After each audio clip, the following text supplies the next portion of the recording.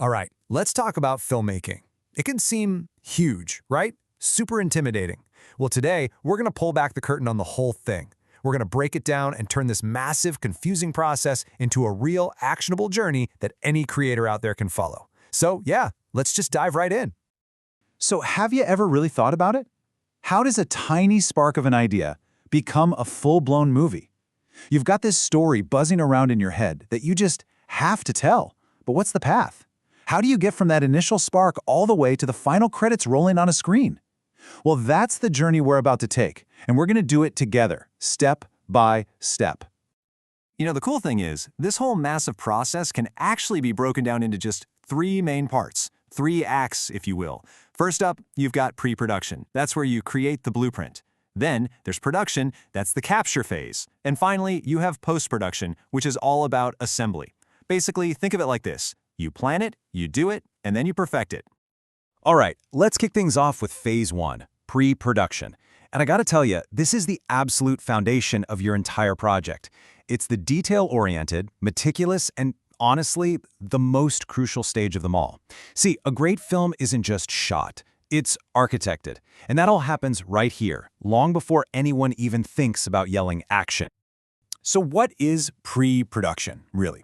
Well, its main goal is to create a complete, airtight blueprint for your movie. Every single question gets answered, every decision gets made before you start shooting. The more work you put in here, the smoother everything else is going to go. It's all about eliminating surprises down the road. And this blueprint, it's built through a bunch of key activities. Of course, you're writing the script, you're finding your actors through casting, you're scouting for the perfect locations, and then there's storyboarding, which is, and this is so cool, basically drawing a comic book version of your entire film. It helps you visualize every single shot, and all of that gets plugged into a master schedule that becomes the Bible for the entire production. Okay, once that blueprint is locked in, we move into production. Now this is the part everyone pictures when they think about making a movie, right? The cameras are finally rolling, you're recording sound. This is where your carefully crafted plan becomes actual, tangible, raw material. It is officially time to capture some light and sound. So one of the first big technical choices you'll make is your camera. The two most common types you'll see are DSLRs and mirrorless cameras. Now, a DSLR literally has a mirror inside that bounces the light up to an optical viewfinder, so what you see is a pure, unfiltered view through the lens. A mirrorless camera, well, like the name says, there's no mirror. The light hits the sensor directly, and you see a digital preview of the shot on a screen. It's this really interesting choice between old-school mechanics and new-school electronics. And believe me, that choice can totally change how you approach filming a scene. And right after the camera comes the lens. Here you're usually choosing between a prime lens and a zoom lens. A prime lens has a fixed perspective. It can't zoom. They're usually sharper, they're fantastic in low light, but if you want to get a closer shot, you physically have to move. On the other hand, a zoom lens gives you that awesome convenience of changing your shot with just a simple twist. So it's this fascinating creative dilemma you have to solve. Do you go for the artistic challenge of a prime lens or the practical flexibility of a zoom? Now here's the thing. It doesn't matter what camera or lens you pick, you have to solve one crucial problem, getting the exposure right. You need just the right amount of light. And you manage this with something called the exposure triangle. It's this constant balancing act between three settings: aperture, shutter speed, and ISO. And the tricky part, you can't change one without messing with the others. So let's break that triangle down. First, you've got aperture. That's the opening in your lens. A wider opening lets in more light, but it also gives you that beautiful blurry background, that depth of field. Then there's shutter speed. That's how long the camera sensor is exposed to the light. A faster speed freezes motion, a slower one creates motion blur. And finally, there's ISO. Think of that as your sensor's electronic sensitivity to light. Cranking it up lets you shoot in the dark, but the trade-off is you start to get digital grain, or noise, in your image. See? Every single choice is a creative trade-off. Of course, amazing video is only half the story, right? Audio is just as important, if not more. For sound, you're probably going to be choosing between two main types of mics. A shotgun mic is super directional. You can point it at your actor, and it does a great job of isolating their voice and rejecting all the noise from the sides. Then you have the lavalier mic, or a lav mic. That's that tiny little microphone you clip onto someone's shirt. It's perfect for getting really clean, consistent dialogue, especially if your actor is moving around a lot. But wait, how does that sound actually get into your computer? Well, that's where an audio interface comes in. This little box is an absolutely essential translator. It takes the analog sound wave from your microphone, it cleans it up, makes it louder, and then converts it into the digital ones and zeros that your computer can actually understand and record. It's the critical bridge between the real world of sound and the digital world of your project. Okay, so your blueprint is done. You've captured all your footage. Now we enter the final phase, post-production. And let me tell you, this is where the real magic happens.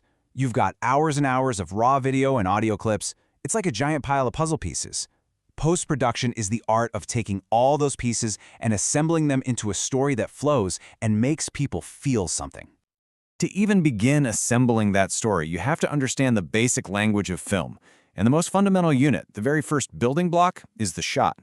A shot is just a single, uninterrupted recording, from the moment you hit record to the moment you hit stop. The best way to think about it, it's like a single letter in the alphabet. And from there, we start to build. So if a shot is a letter, then a scene is like a word. A scene is just a collection of those shots that all happen in the same location and at the same continuous time. We're starting to string our letters together to create meaning. And finally, we get to the sequence. A sequence is a series of scenes all linked together by a common purpose, something that moves the story forward. So, if shots are letters and scenes are words, then a sequence is a complete sentence. And just like that, you're building a narrative. You're creating the rhythm and the flow of your entire film. Now, a huge part of post-production is working with color, and there are two very different steps here. First, you have color correction. This is the technical part. This is all about adjusting your clips so the lighting is consistent, the white balance is right. Basically, you're fixing problems and making everything look natural and cohesive. Then you have color grading. And this is purely artistic. This is where you manipulate the colors to create a specific mood or a visual style. You know, that warm, golden glow of a romance or the cold, harsh blues of a sci-fi thriller. Correction is about fixing. Grading is about feeling. So, there you have it. We've walked through the whole practical process, from the blueprint all the way to the final cut. But you know, all these choices about cameras and lenses and editing software, they bring up a much bigger question about the tools themselves. So, for this last part, let's explore one final, really powerful idea that kind of underpins this entire creative journey. It's a theory called technological determinism. And it sounds complicated, but it's actually a pretty simple idea. It's the theory that the technology we have available to us is what ends up shaping what we create and even how we think. That camera you chose, that prime lens you're using, they don't just capture your story, they actively influence the kind of story you tell. This quote just sums it up perfectly. We shape our tools, and thereafter our tools shape us. It points to a more nuanced idea, sometimes called soft determinism. It's like a two-way street. Of course, we invent our tools, we choose which ones to use. But once we start using them, their design, their quirks, their limitations, they start to push back. They begin to shape our creative choices in return. And that really brings us to the final question I want to leave you with. After going through this whole journey, what do you think? Does the tool ultimately define the art? Does the camera you hold in your hand dictate the kind of film you make? Or does the artist, does a powerful vision define the tool and transcend any of its limitations? That's something to really chew on as you start your own creative journey.